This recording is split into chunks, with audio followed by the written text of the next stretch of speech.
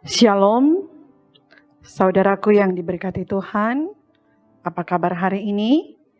Semoga kita tetap dalam lindungan Tuhan, tetap sehat, kuat, diberkati oleh-Nya. Tapi juga kalau saat ini kita lagi sakit, bersusah hati, semoga kita dalam pengharapan, di dalam kasih kuasa-Nya. Menikmati hari yang diberikan Tuhan.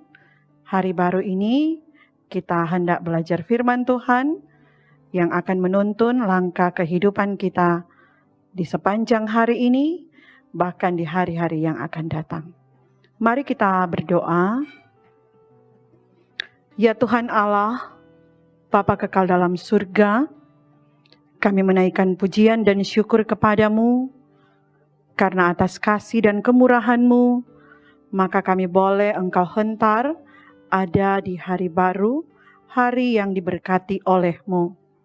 Kami hendak belajar firman-Mu, kami memohon tuntunan kuasa Roh Kudus Tuhan, senantiasa menuntun dan membimbing kami semua, sehingga kebenaran firman yang hendak kami dengar bersama, yang hendak kami pahami bersama saat ini, itu akan kami maknai dalam kehidupan kami, untuk kami wujud nyatakan di hari hidup yang Engkau beri bagi kami. Maka Engkau yang senantiasa berbicara bagi kami semua, kami anak-anak-Mu sedia mendengarkan firman kehidupan. Di dalam nama Tuhan Yesus firman hidup, kami berdoa kepadamu. Amin. Saudaraku yang diberkati Tuhan, mari kita membaca bagian berita firman Tuhan dalam kitab Yunus pasalnya yang pertama. Kita baca ayatnya yang ke-17. Demikian bunyi firman Tuhan. Maka atas penentuan Tuhan datanglah seekor ikan besar yang menelan Yunus, dan Yunus tinggal di dalam perut ikan itu 3 hari 3 malam lamanya. Saudaraku yang diberkati Tuhan, semua ciptaan Tuhan selalu tunduk pada kuasa-Nya. Siapapun atau apapun bentuk keberadaan ciptaan Tuhan, pasti semuanya akan takluk dan setia pada penentuan, penetapan, perhitungan, penugasan yang daripadanya. Demikian halnya dengan ikan besar yang disebut dalam bacaan kita saat ini.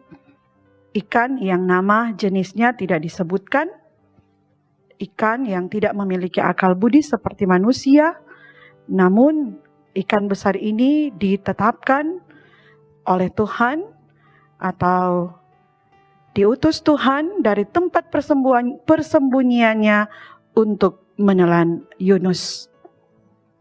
Ini bukan suatu peristiwa kebetulan, tapi sebagaimana dicatat dalam ayatnya yang ke-17, ini adalah penentuan Allah.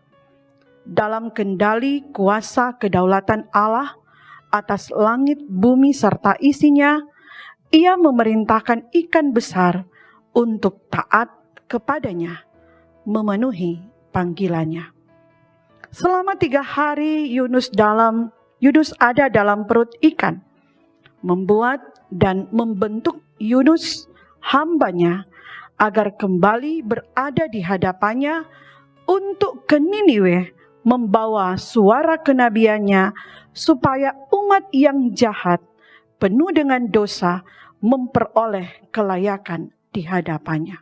Nah, saudara-saudara, peristiwa yang terjadi dalam kehidupan Nabi Yunus ini ketika ia ada dalam perut ikan 3 hari lamanya dikutip oleh Yesus dalam bacaan Matius 12 ayat 39 sampai 41 dan Matius 16 ayatnya yang keempat.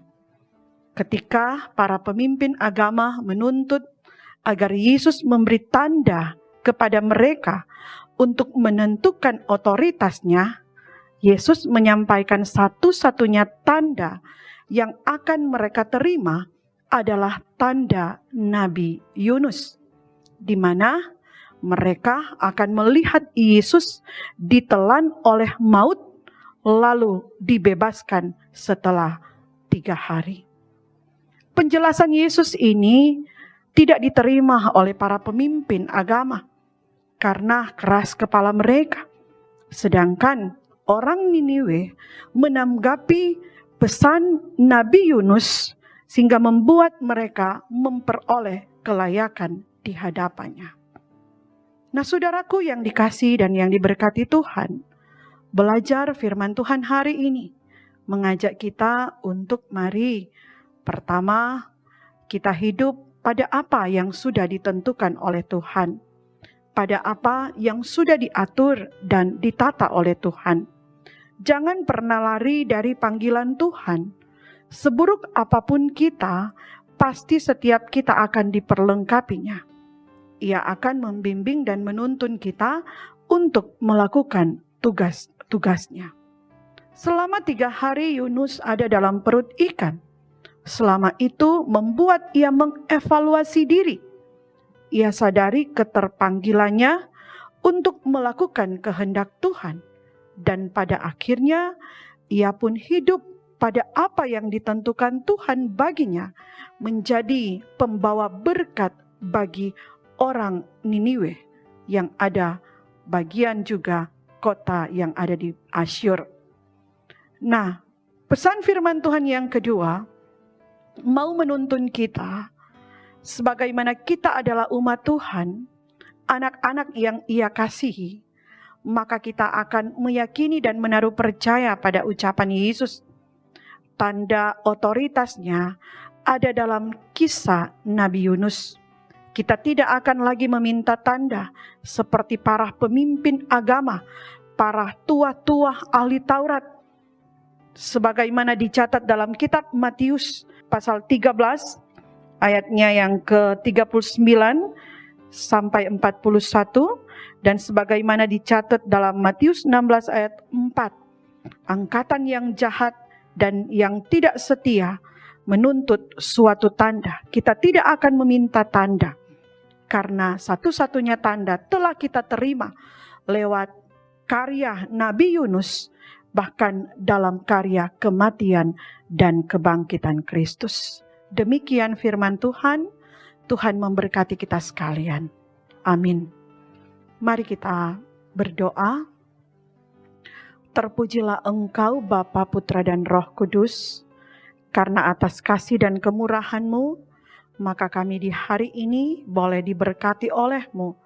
Kami boleh mendengar berita firman-Mu yang mengarahkan kami untuk hidup pada apa yang telah Engkau tentukan, Engkau tetapkan, Engkau atur dalam kehidupan kami ini. Biarlah dalam kuasa kasih-Mu kami mampu hidup sebagaimana Engkau kehendaki untuk kami lakukan, kami kerjakan dalam kehidupan kami pribadi lepas pribadi.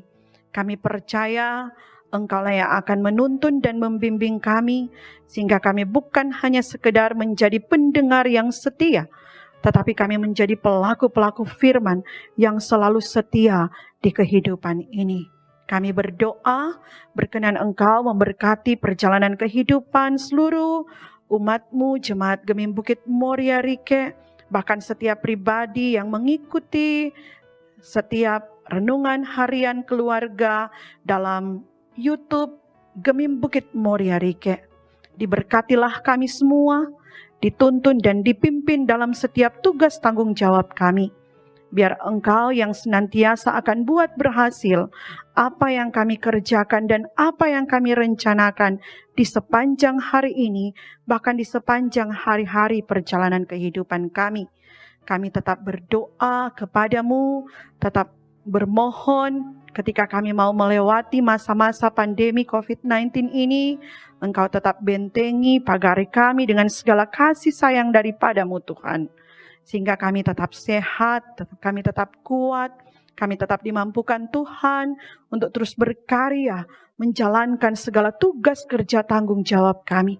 Tetapi juga kami terus berdoa bagi saudara-saudara kami yang saat ini sedang bergumul karena terinfeksi virus corona, ataupun karena sakit, bersusah hati, dan lain sebagainya, Tuhan pula yang akan memberikan kekuatan iman, memberikan pengharapan dalam kehidupan mereka, sehingga mereka tetap ada dalam kekuatan iman kepadamu, mereka tetap berharap kepadamu, karena Engkau mampu menyatakan hal-hal yang tidak terfikirkan dalam hidup kami, dinyatakan dalam waktu Tuhan, jadi bagian kehidupan saudara-saudara kami. Tolong sembuhkan mereka Tuhan, tolong kuatkan dan teguhkan iman percaya bagi setiap pribadi yang bersusah hati. Maka ini doa kami Tuhan, sambil mempersembahkan kehidupan pribadi, keluarga, jemaat, masyarakat, terlebih khusus tim multimedia Jemaat Gemim Bukit Moria Rike, hanya ke dalam tangan kasih Tuhan, sehingga kehendak Tuhan yang selalu jadi bagi kami, dan bukan kehendak kami. Di dalam nama Tuhan Yesus, kami bawa doa ini. Amin. Demikian renungan harian kita di hari ini. Tuhan Yesus kiranya menyertai, memberkati kita sekalian. Shalom, damai di hati.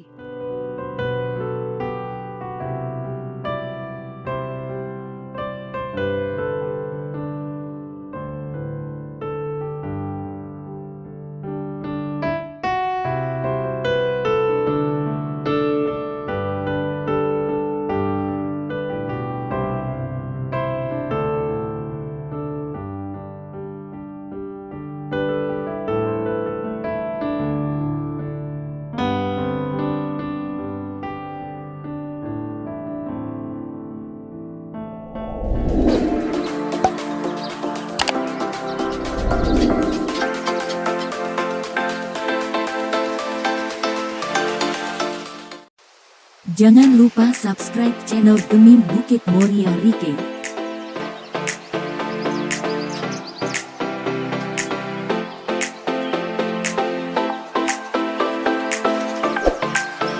Dan nyalakan lonceng di samping kanan untuk memperoleh info terbaru mengenai ibadah-ibadah yang dilaksanakan. Salam sehat. Tuhan Yesus memberkati kita semua. Shalom.